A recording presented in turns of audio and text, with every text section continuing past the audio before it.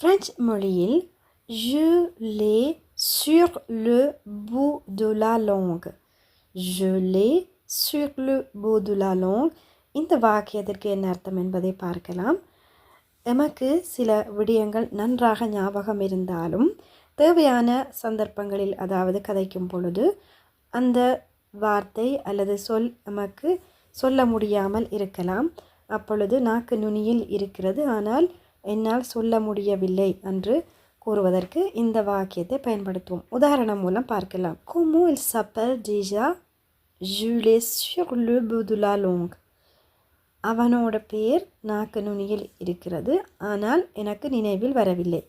Je l'ai sur le bout de la langue.